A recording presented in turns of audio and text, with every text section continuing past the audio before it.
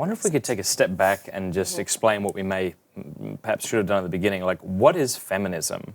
What is postmodernism? I know. Maybe this is a really difficult question, but like for our listeners who, they've heard this term, they're afraid to ask it of their friends in case someone will yell at them. Yeah. Like, what is first, second, third wave feminism? Right.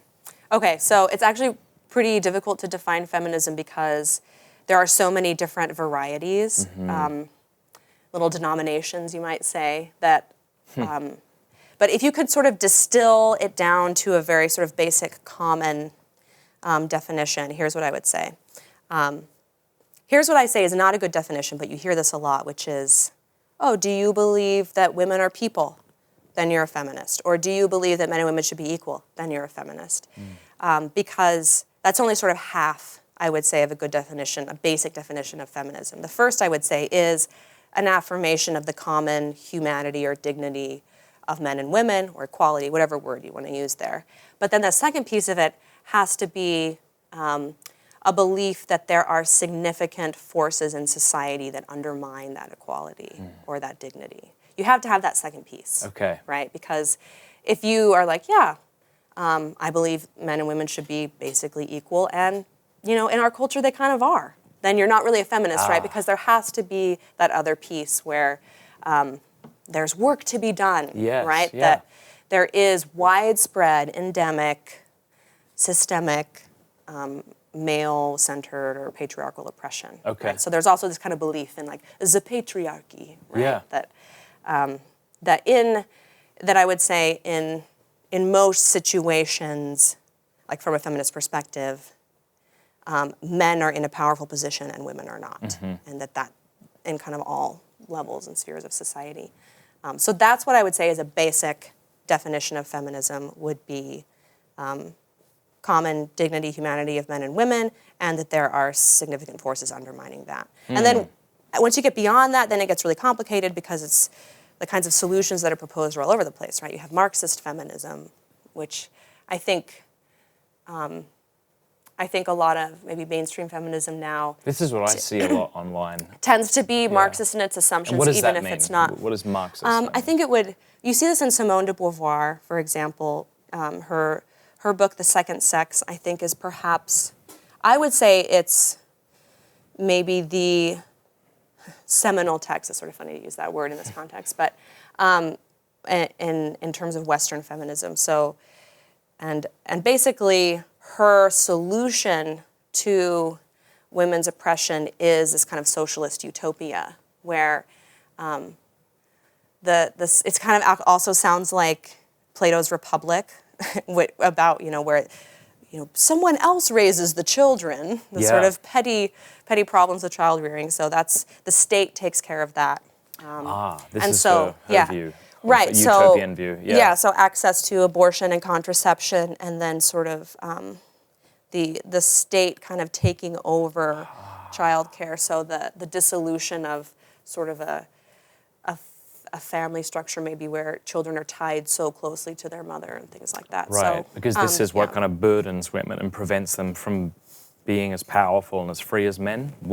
Children, marriage. Yes. Yeah. Yes. Right. So from the way I read Simone de Beauvoir, then, I think that she, ironically, in trying to sort of liberate women, her approach is to basically distance them from womanhood, right? To Become more like men? Yes. Yeah. So that's what it means to be free. Like, to be free is to become as much like a man as possible. And, because she writes about how the female biology basically makes women, we are more enslaved to the species, and we're more animalistic in that sense because we have these really intense biological ties through pregnancy and lactation to the young. And so for her to kind of achieve this transcendence, right? So she's an existentialist, so she's working from that idea. In order to sort of transcend, you have to fight against that kind of biological facticity that for women is more intense, right? So,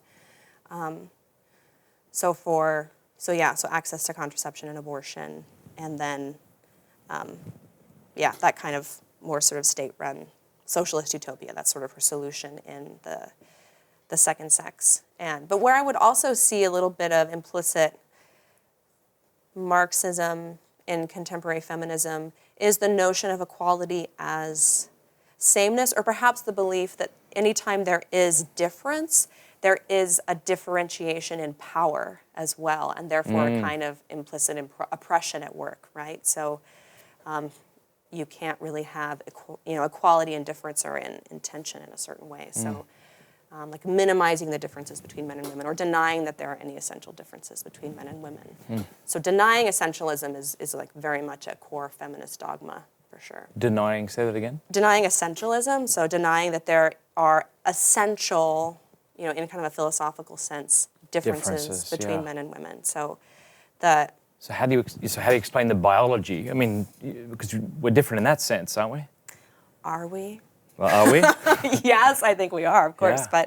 But that's one of the tensions, I think, so feminism has always had this problem, or I would say maybe, I don't know if it would be helpful to go over the waves, but I'll finish this thread first. Sure, But yeah. I think feminism has this problem in more sort of contemporary or 20th century feminist theory.